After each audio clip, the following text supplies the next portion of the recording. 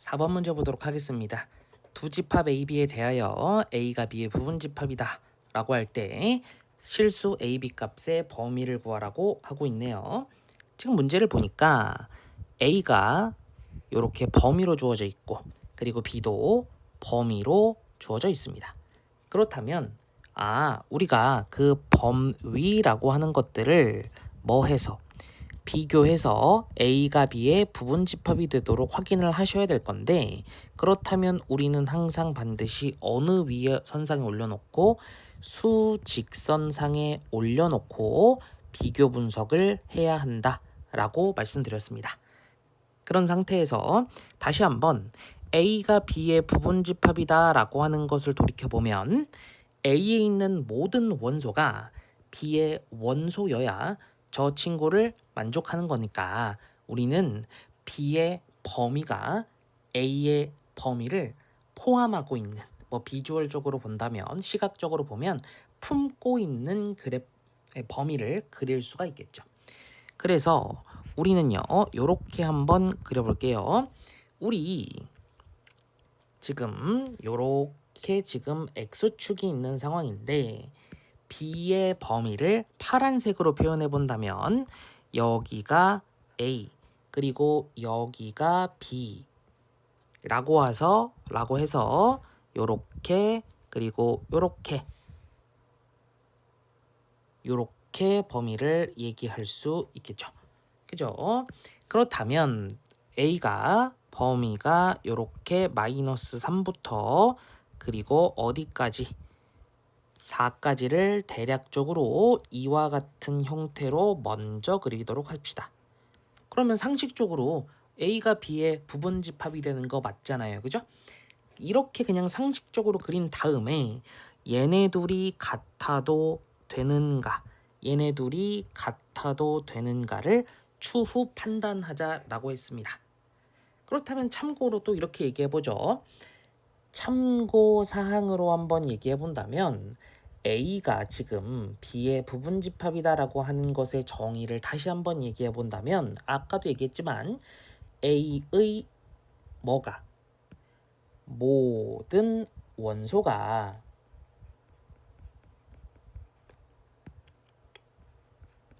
B의 원소가 돼야 A가 B의 부분집합이다라고 얘기를 하시는 거잖아요. 그렇죠? 그래서 지금 얘는 이 문장은 두 가지를 비교 분석할 수 있는 거예요. 첫째로는 만약에 헷갈릴 수 있으니까 특정 원소를 기준으로 얘기할게요.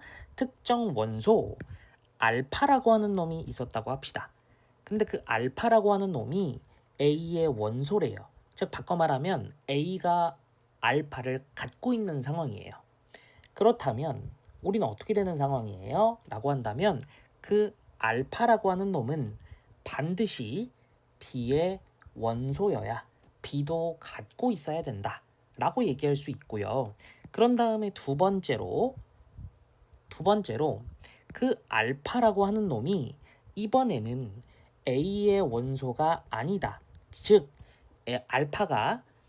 A가 알파를 갖고 있지 않다라고 얘기한다면 그럼 이거를 바탕으로 무슨 생각을 할 수 있냐면 그러면 B는 무슨 상관인 거예요? B는 노상관인 거예요. B는 알파를 갖고 있든 말든 상관이 없다. 이 말인 겁니다.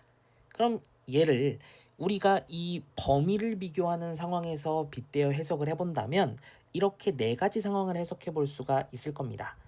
어떤 상황이냐면 여기서 이렇게 쭉 가보시고요. 여기서 이렇게 그리고 이렇게 그리고 이렇게 가시는 이런 상황이에요. A가 있고 B가 있는 이런 상황에서 A가 만약에 검은 콩이었다고 칩시다.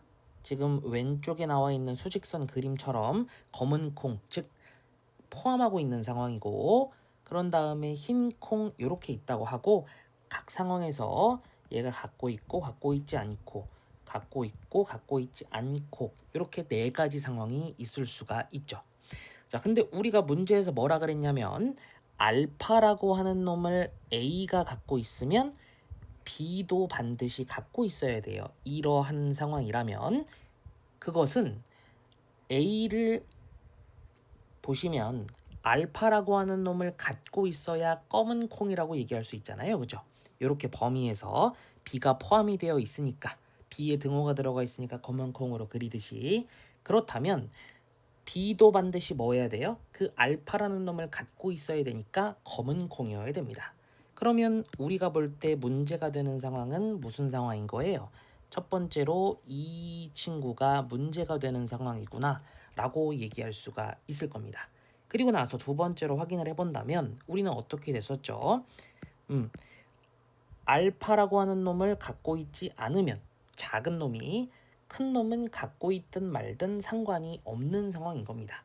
그래서 알파라는 놈이 A에 없어요? 그러면 너는 얘든 아무런 상관이 없는 거죠.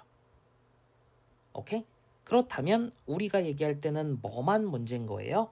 요렇게 A가 B의 부분집합인 상황이라고 얘기하고 싶은데 여기에는 까만 콩이면서 여기에는 흰 콩이 되는 상황이라면 이럴 때는 같으면 안 된다라고 얘기하는 거고 그 외에는 같아도 무방인 상황이라고 여러분들은 지금 보이시는 요 친구만 머릿속에 정리를 해두시면 되겠습니다. 그럼 다시금 문제로 왼쪽으로 돌아오신다면 지금 한번 볼게요. A와 마이너스 3인 상황은 지금 이런 상황이었는데 둘이 같아도 상관없나요? 그렇죠. 초록색이 검은 콩, 파란색이 흰 콩만 문제가 되는 건데 지금 둘 다 흰 콩인 상황이니까 같아도 문제가 되지 않아요. 그래서 첫 번째로 A가 마이너스 3보다 왼쪽에 있어야 되는데 같아도 상관이 없어요. 라고 얘기하는 거고 그런 다음에 두 번째로 너의 상황을 한번 보면 너는 바깥이 검은 콩이니까 바깥이 검은 콩은 아무 상관이 없습니다. 그래서 우리는 4가 B보다 왼쪽에 있어야 되는데 걔네들은 같아도 상관이 없어요. 라고 해서 A의 범위는 마이너스 3보다 작거나 같은 것 그리고 B의 범위는 4보다 크거나 같은 것 이렇게 얘기할 수가 있겠습니다. 그래서 수직선을 비교할 때 이 오른쪽의 내용들을 잘 정리해 두셔서 바로바로 해결할 수 있게 요 체크해놨던 요 빨간색 친구만 같지 않고 같아지면 안 되고 나머지 경우는 무방하니까 색깔 보자마자 바로바로 할 수 있게 여러분들이 정리하고 활용할 수 있으면 좋겠습니다. 다음 문제 넘어가겠습니다.